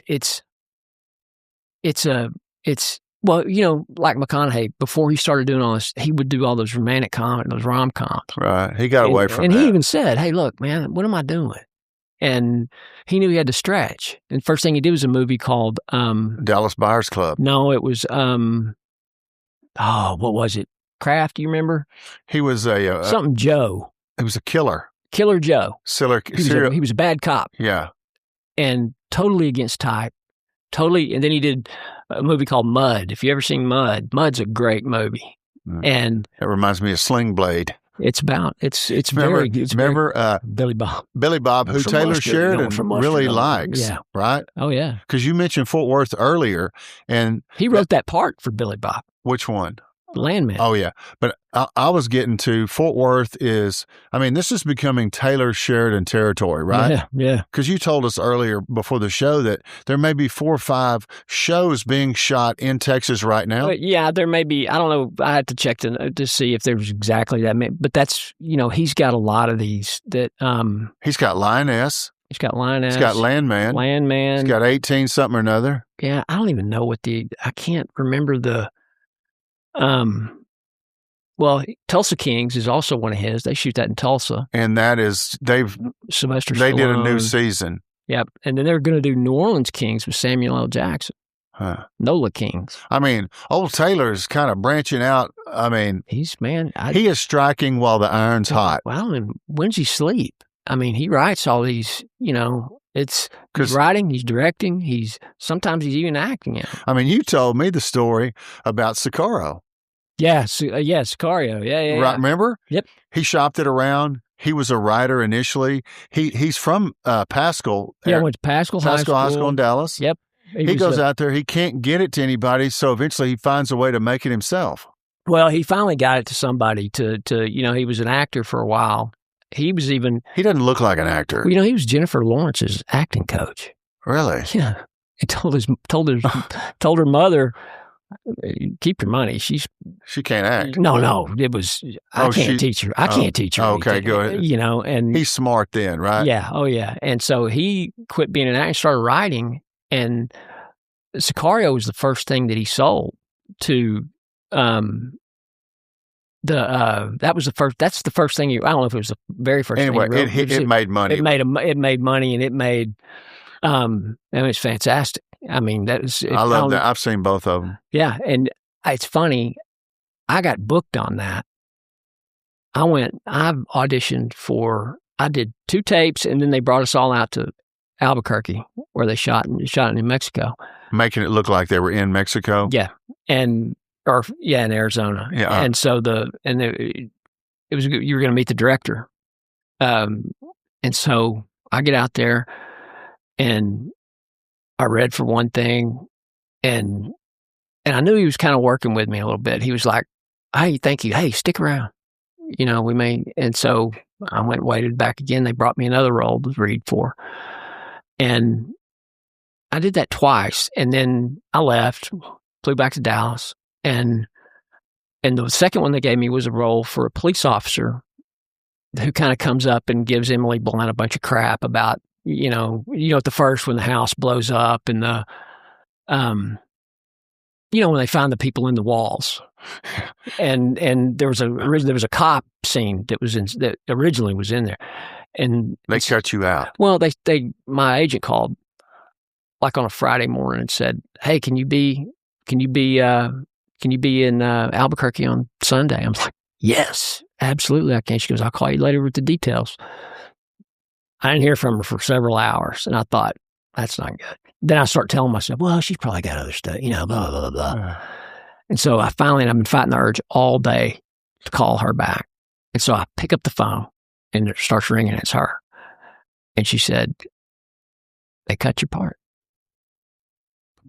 Well, I mean, right. That happens. But it was, yeah. Oh, yeah. But I was, it's just that high, low, kind of and then when you see the movie and you see what a fantastic movie it is, that you really wish that, man, I wish I could have been a part of that. Have you met Taylor Sheridan? Yeah. Yeah. I mean, have you talked to him like, Sure. Like you're talking to me? Well, no, I don't know. I haven't known him as long, but you talk. I mean, he's busy, man. He's an intense dude. Oh, I mean, he's very, the experience with Gus and the experience with Taylor Sheridan, they're two different, Taylor's, and it's TV. Is Taylor directing? He was the first episode I did of Linus. He did. He was Yellowstone. Yeah, he directs. I don't know exactly how much or how. I know that he's in charge, though. He is definitely in charge. Because, I mean, you kind of sense that over the media with the Kevin Costner and him. If you didn't know anything, you could at least sense that Taylor Sheridan was a strong figure. Yeah. That was, he had his vision. Yeah. And even if it didn't jive with Kevin Costner's. Absolutely. Very Texan. Yeah. And, but yeah, I mean, it's, when you're there, it's, hey, I did enjoy listening. We're all sitting in the waiting rooms again. And I love that stuff because that's when those guys in there start talking. And I love to hear stories about movies and they were talking about the director, Michael Mann. Yeah. Who's made all these, these great movies, Ali, and he did, The Insider with Russell Crowe, and I mean, he's just done all these. And he and Taylor, I guess, are really close. And Bruce McGill, another actor, I think he's been in every Michael Mann movie. Collateral was one.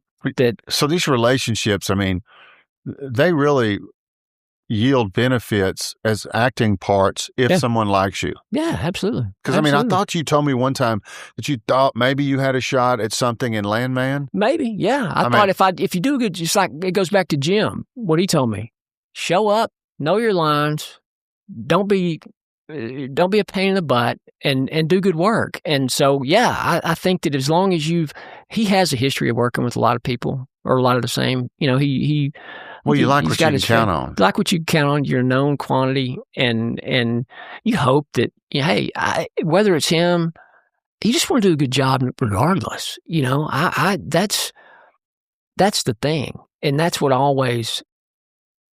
even when I was working on these horror movie / whatever, for no money, shooting in Richardson and some, I wanted it to be good. I wanted to do a good job. And because that stays on, that's forever. Right. If somebody sees it or somebody tries to look at what you've done. You're on it forever. Your reputation as a professional matters now more than ever, it seems like, in this industry, right? Absolutely. A diva or a guy who's hard to deal with, they just don't have time for that, do they? Unless you're... I think there's still plenty of, Well, I guess if you're a superstar, but... Yeah, but... Do you think this, first of all, I'm interested in your take on how your performance was in Dead Man's Wire. Were you proud of it? Did you feel like you did well as opposed to just kind of average or get by? Yeah, I don't think that, number one, they wouldn't have put up with the average or get by. Yeah, I mean, they don't have to. We, the general public, have no lens to look through and understand what a great acting job you did versus a mediocre. I mean, we can't tell. Well, and that's a larger issue for everything in the film, but everything's subjective. That's right. Like, I like this wine, I like that wine. It's either good or it works against you and works for you. And what you want to do is you want to be directed. You want, as an actor, you don't want to be in charge of what you're seeing it. You want somebody to tell you, Hey, Let's break that down, because I've always wanted to ask somebody about this. You know, a director, we were taught that it was a guy who was sitting behind a camera and it was like action, right? Yeah. Okay. But direction, the word itself is derived from what you said, directing the actors. Mm-hmm. There's a scene. Are they talking to you like, okay, you're supposed to be really frustrated that something just happened. Let me see a little more emotion. I mean, how does you like that? Good director direct? Well, they'll because the thing about they have this vision. That's all their vision, and it's really, man, you know, films aren't as much about actors as they are the directors. That's who controls everything. In this scene, I have this feeling that this should be happening. This is what I want to, you know, and that's where you have some of the conflict is that you get an actor who's like, well, I feel it this way, you know, whatever. Right, like, I just don't see that in this film. And they go, well, this isn't your film, pal. Yeah, let's shoot one this way and we'll shoot one the other way and we'll see which one we, you know, but yeah, they if they've got a great directors like Gus or like Ted, they know how to get what they're wanting from people. Right. And well, they have an eye for it. They have an eye for it. Plus they also, you know, there was nothing about my guy that I played in Dead Man's Wire.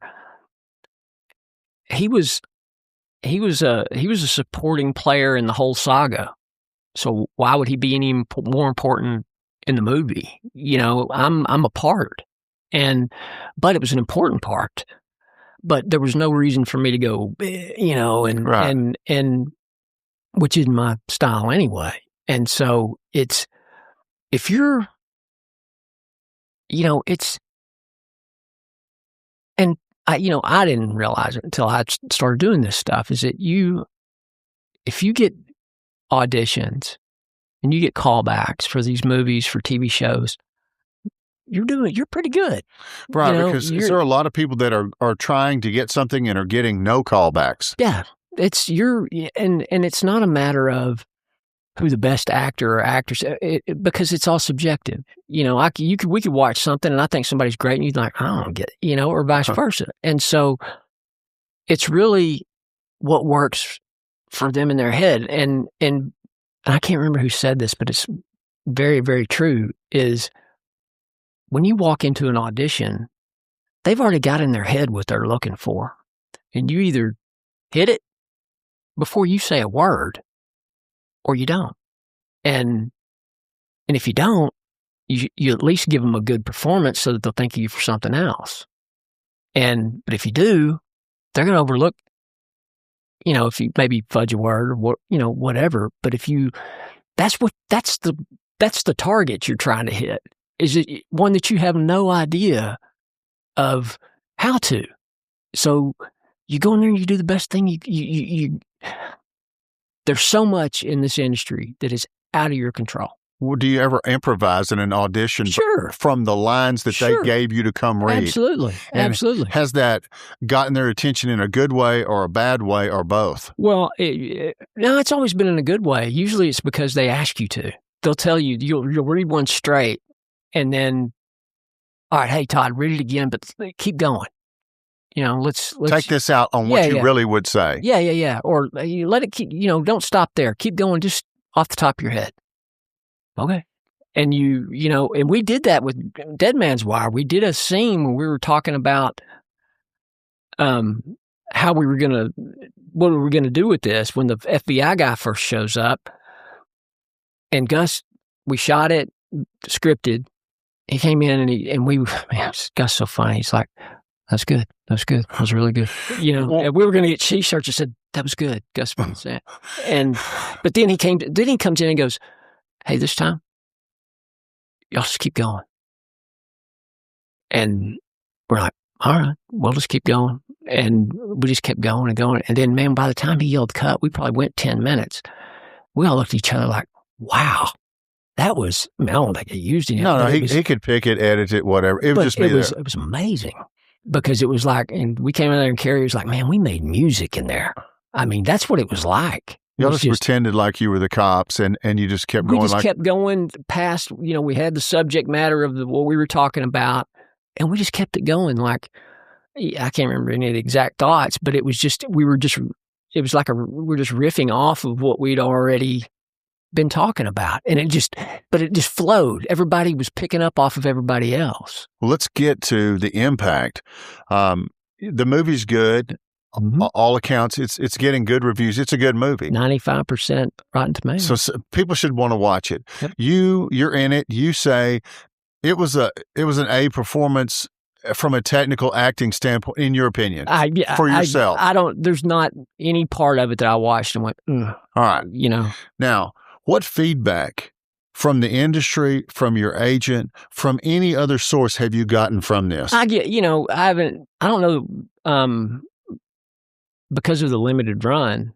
Right. Nobody's seen it yet. Nobody's really seen it yet, except if you went to the, Right. Now it's funny. I've had people, we went to the premiere, which is all industry people.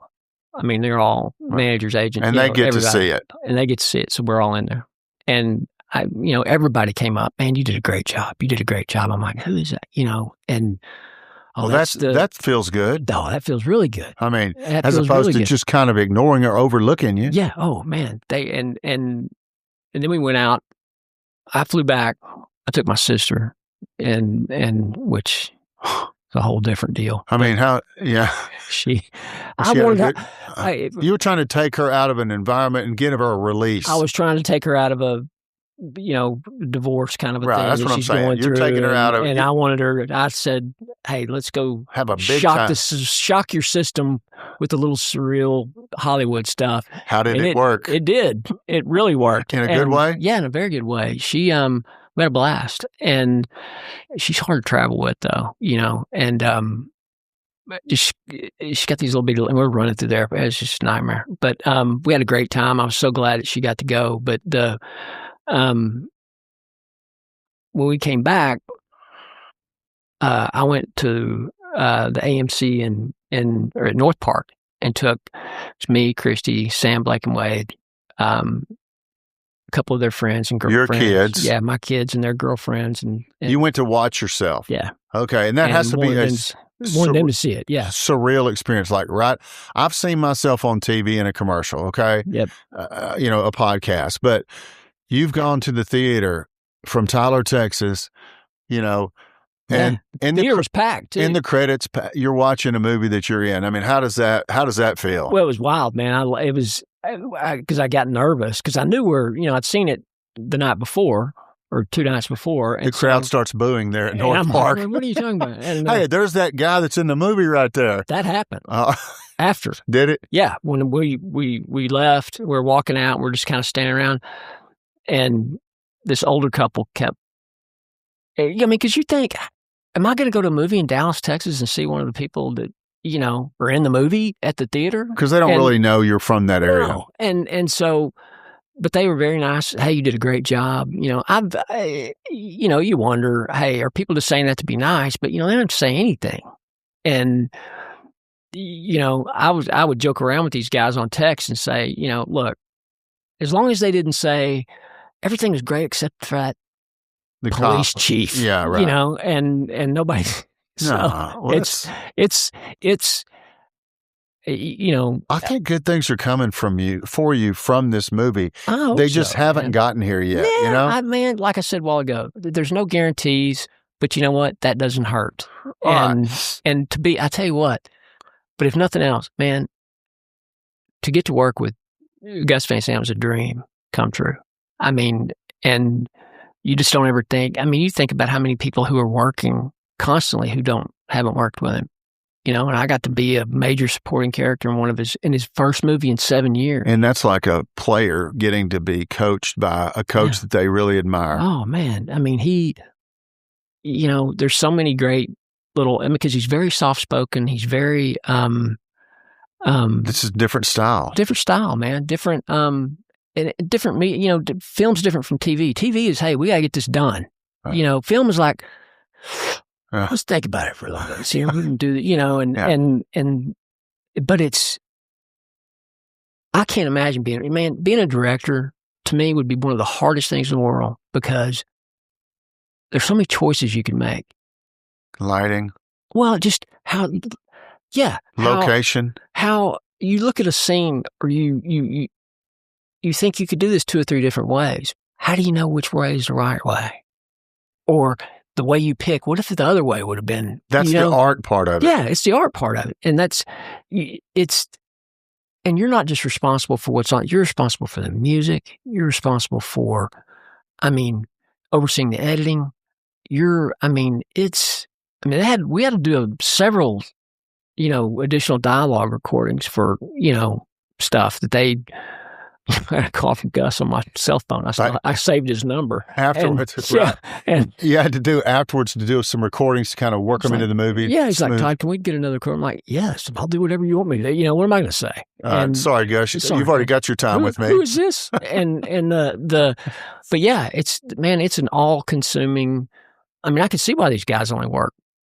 Because you put so much into it, takes so much, and that's a lot of, and you feel for some of these guys, man, that doing these $100 million blockbuster, could you imagine that kind of pressure? Mm-mm. Just, that's I tell you what, you go read stuff about the old Waterworld, that movie with Kevin Costner. Yeah.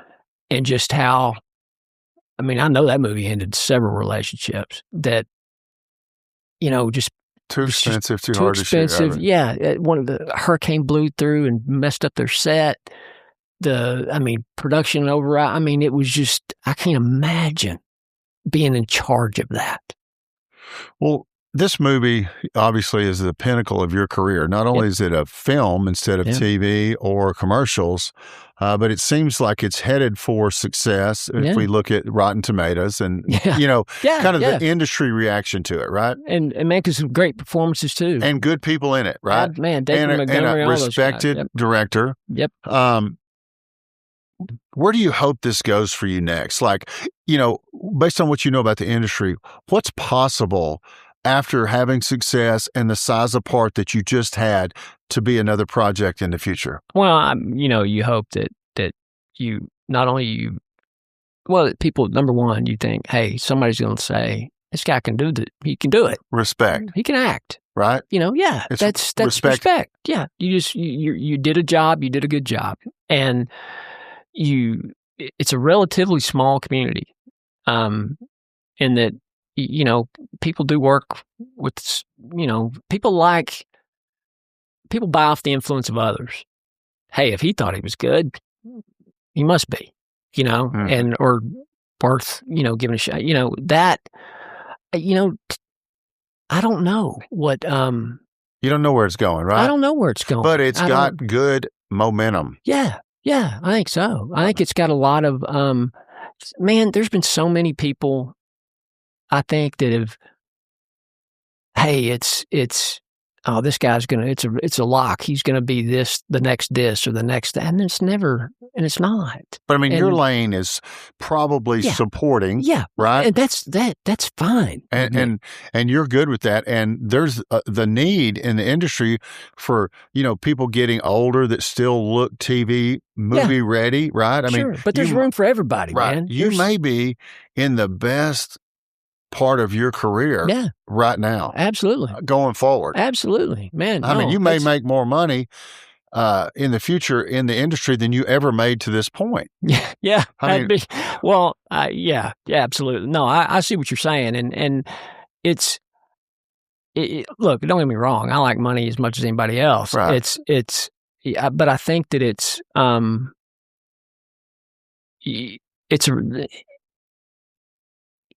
money's recognition, but I know it's not what you want to be good at what you do. Right. I've just always had and we grew up playing sports. We grew up. Give 100%.